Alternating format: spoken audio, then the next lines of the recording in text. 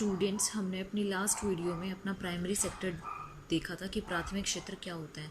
इसमें हम कृषि से रिलेटेड जो भी हमारा आता है वो लेते हैं। जैसे गन्ना, मैंने एग्जांपल दिया था आपको, गन्ने से चीनी बनती है, तो जो गन्ना है वो हमारा कृषि से आता है, तो वो हमारा प्राइमरी सेक्टर के अंदर आ गया। और गन्ने से जो चीनी बनी वो किस लिए यूज़ में आई? उद्योगों से आई ना, यूज़ में। उद्योगों से गन्ना यूज़ में आया और फिर उससे चीनी बनी, तो वो जो चीनी बनी वो हमारी किसके अंदर आएगी? सेकेंडरी सेक्टर में आएगी। जब हम किसी कृषि पदार्थ को यूज़ करके उसको किसी और चीज़ में कन्वर्ट करते हैं तो वो हमारी द्वितीय क्षेत्र में आती है। इसके अंदर हम क्या करते हैं, कोई भी आर्थिक क्रिया शामिल की जाती है तो वो हमारा इसके अंदर शामिल होता है। ठीक है। थर्ड पॉइंट आता है हमारे पास टर्शरी सेक्टर, तृतीय क्षेत्र। तृतीय क्षेत्र में हमारा क्या आता है? तृतीय क्षेत्र में हमारी जितने भी सेवाएं होती हैं वो सारी की सारी आती हैं। जैसे आपकी परिवहन, संचार संबंधी सेवाएं, व्यापार, होटल, बैंक और आपकी व्यावसायिक सेवाएं, आपके सरकारी प्रशासन, आपकी जो भी सेवाएं होती हैं, आपको जो भी सेवाएं मिलती है वो आपको टर्शरी सेक्टर, तृतीय क्षेत्र के अंदर आती हैं। ठीक है स्टूडेंट्स, आपकी जो भी सेवाएं आपको मिलती है वो आपकी तृतीय क्षेत्र के अंदर आती है। आई होप कि ये क्लियर हो गया होगा। अगर आपको फिर भी क्लियर नहीं हुआ है तो मुझे बता देना, मैं बता दूँगी। बाकी इनमें कुछ नहीं है, आपने अपनी 10th में भी पढ़ा होगा इनको। अगला टॉपिक है हमारा व्यावसायिक संरचना के संबंध में निम्नलिखित निष्कर्ष। 3 निष्कर्ष निकाले हैं इन्होंने। फर्स्ट निष्कर्ष है कृषि एक मुख्य व्यवसाय। कृषि एक मुख्य व्यवसाय। इसके अंदर क्या है? कृषि के अंदर क्या है? हमारा जो कृषि है वो एक इतना मुख्य व्यवसाय है कि इसमें जो हमारी भारत की जो अर्निंग्स है 72.7% जनसंख्या हमारी जो है वो कृषि के ऊपर डिपेंड थी। बिफोर जो थी हमारी वो किसके ऊपर डिपेंड थी? कृषि के ऊपर डिपेंड थी। जितने भी संसार में जनसंख्या है वो भारत की तुलना में बहुत कम थी जो कृषि के ऊपर डिपेंड थी। सबसे ज़्यादा कृषि के ऊपर डिपेंड भारत की जनसंख्या थी। इंग्लैंड और अमेरिका 2% थी, जापान 12% थी, जर्मनी 4% थी। लेकिन सबसे ज़्यादा भारतीय अर्थव्यवस्था इस में थी, एग्रीकल्चर में, और इसी वजह से वो क्या हुई थी? भारतीय अर्थव्यवस्था पिछड़ी हुई थी। ठीक है। दूसरा पॉइंट आता है उद्योगों का कम विकास, जिसकी वजह से हमारी भारतीय जो इकोनॉमी थी, भारतीय अर्थव्यवस्था पिछड़ी हुई थी। दूसरा पॉइंट था हमारा लेस ग्रोथ ऑफ इंडस्ट्रीज़, क्योंकि हमारी ज़्यादा से ज़्यादा जनसंख्या किस में लगी हुई थी? कृषि में लगी हुई थी। इसी वजह से वो अपने उद्योगों का विकास नहीं कर पाती थी, या फिर वो अपने उद्योग खोलने की नहीं सोचती थी। क्यों?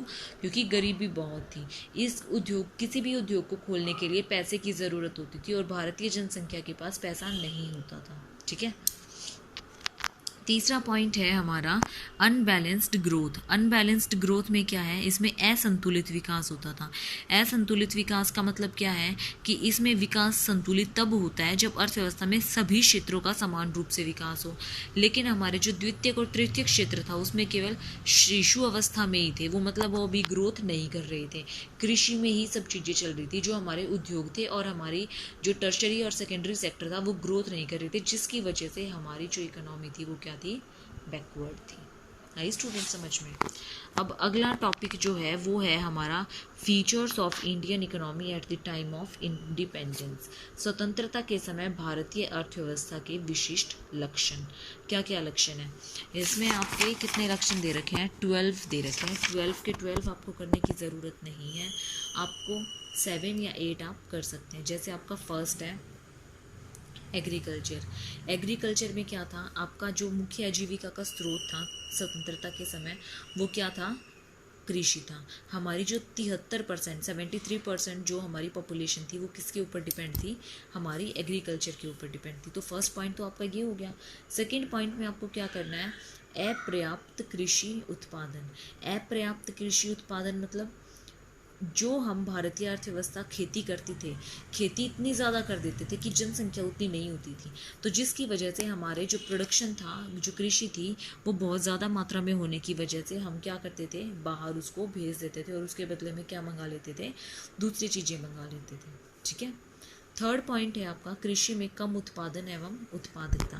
इसका मतलब क्या है कि 2016-17 की तुलना में स्वतंत्रता के समय या फिर अभी की तुलना में स्वतंत्रता के समय जो उत्पादकता थी, मतलब हम कृषि स्टार्ट तो कर देते थे लेकिन उसमें उपज जो होती थी वो बहुत कम होती थी।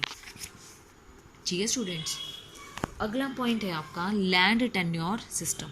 लैंड टेन्योर सिस्टम का मतलब है कि इसमें जो कुछ ये बड़े बड़े लोग होते थे, जैसे ज़मींदार, महालवाड़ी, रैयतवाड़ी प्रथा, इन सब के ये जो होते थे वो किसानों और सरकारों के बीच में क्या होते थे, मध्यस्थ का काम करते थे।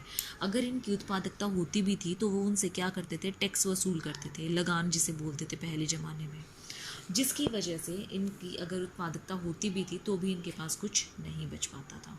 ठीक है स्टूडेंट्स। अगला पॉइंट है कृषि का सीमित व्यापारीकरण।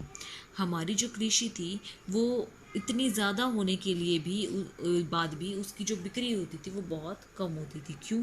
क्योंकि पिछड़ेपन के कारण, लोगों को समझ नहीं थी। अगला पॉइंट है पुअर इंफ्रास्ट्रक्चर।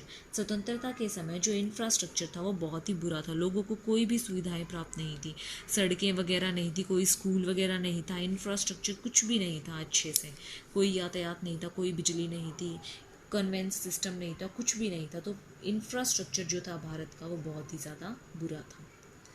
अगला पॉइंट है आपका उपभोक्ता पदार्थ उद्योगों का बहुत कम विकास।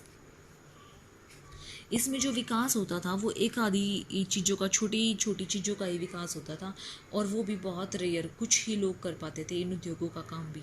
इसीलिए इसमें जो उद्योग होते थे वो बहुत ही कम ग्रोथ करते थे। ठीक है स्टूडेंट्स। अगला पॉइंट है आपका लैक ऑफ बेसिक इंडस्ट्रीज। अब स्वतंत्रता के समय जो Tata iron and steel company थी वो बहुत ही ज़्यादा फेमस थी, और वो क्या होती थी, वो उस टाइम पे भी आधार होती थी, और अभी भी बहुत ज़्यादा अच्छी है टाटा कंपनी, आपको पता है। अगला पॉइंट है downfall of cottage and small scale industries. क्या हो गया था, अंग्रेजी शासन की नीति के कारण जो हमारे एसएसआई थे, मतलब स्मॉल स्केल इंडस्ट्रीज थे या फिर कॉटेज थे, वो क्या हो गए थे, बिल्कुल ही लो पॉइंट पे चले गए थे। मतलब उनका विकास नहीं हो पा रहा था, वो बिल्कुल मरने की स्थिति में थे। मरने की स्थिति इन द सेंस वो बिल्कुल बंद होने की स्थिति में थे। ठीक है स्टूडेंट्स। अगला है इन्फेंट स्टेज या फिर growth of tertiary sector.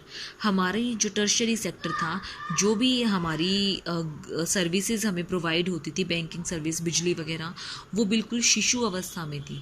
Infant का मतलब होता है बिल्कुल शिशु अवस्था, बिल्कुल बालक की अवस्था जो होती है, उसमें कोई ग्रो नहीं हो रही थी, जिसकी वजह से हमारा सेक्टर जो था, हमारा जो स्वतंत्रता के समय जो हमारा क्षेत्र था, जो हमारा देश था, वो क्या हो गया था, पिछड़ा रह गया था। अगला पॉइंट है इलिटरेसी। बाकी देशों में तो सब बहुत अच्छे से पढ़े होते थे, सबको इंग्लिश आती थी, सबको हिंदी अच्छे से लिखनी बोलनी सब कुछ आता था, लेकिन हमारे देश में किसी को लिखना नहीं आता था। और दूसरी चीज़ इंग्लिश तो किसी को आती ही नहीं थी, बहुत कम लोग होते थे जिनको इंग्लिश आती थी, एक या दो, जिसके मतलब जो बड़े बड़े ज़मींदार वगैरह के बच्चे होते थे या फिर जो वो लोग होते थे वही इंग्लिश या फिर बाहर पढ़ने के लिए जा सकते थे। इसीलिए इसमें जो इलिटरल है वो सबसे ज़्यादा होती थी, लिटरेसी जो है वो बहुत ज़्यादा होती थी। Public health facility. Public health facility मतलब जो हॉस्पिटल वगैरह थे, हॉस्पिटल वगैरह भी भारत में इतने ज़्यादा नहीं थे कि अगर कोई भी बीमारी हो जाती है तो उसका इलाज हो। पहले ऐसा नहीं था, अब हर बीमारी का इलाज है, लेकिन पहले नहीं था। पहले अगर किसी को बीमारी होती थी तो वैद्य होते थे, अगर उनसे भी ठीक नहीं होते तो क्या हो जाता था, अब शिशु मर ही जाते थे, या फिर कोई और उन्हें बड़ी प्रॉब्लम हो जाती थी। तो इसलिए ये कारण है जिस वजह से हमारा देश क्या था, पिछड़ा हुआ था। आई होप कि क्लियर हो गया होगा। इन पॉइंट्स में ऐसा कुछ नहीं है जो समझने लायक हो, लेकिन फिर भी मैंने आपको एक बार गो थ्रू करा दिया है इन पॉइंट्स। अगर फिर भी इनमें कोई आपको प्रॉब्लम हो तो आप मुझे बता देना। अब लास्ट में कई स्टूडेंट्स को प्रॉब्लम आ रही थी कि नोटबुक कैसे बनाएं, तो इसमें आपको फर्स्ट क्वेश्चन तो लिखना है 3 सेक्टर्स ऑफ इकोनॉमी। तीनों सेक्टर आप डिफाइन करोगे, primary sector, secondary sector and tertiary sector. Second question आप लिखोगे ये वाला, भारत में पिछड़े अर्थव्यवस्था या फिर भारतीय अर्थव्यवस्था के लक्षण स्वतंत्रता के समय। आपको ये सारे पॉइंट्स लिखने हैं, ठीक है। अभी तक आपको सिर्फ इतना ही काम करना है, और नोटबुक साथ साथ बना लीजिए, बाद में आपको बहुत प्रॉब्लम आती है स्टूडेंट्स। थैंक यू, बाकी आपकी नेक्स्ट क्लास में डिस्कस करेंगे।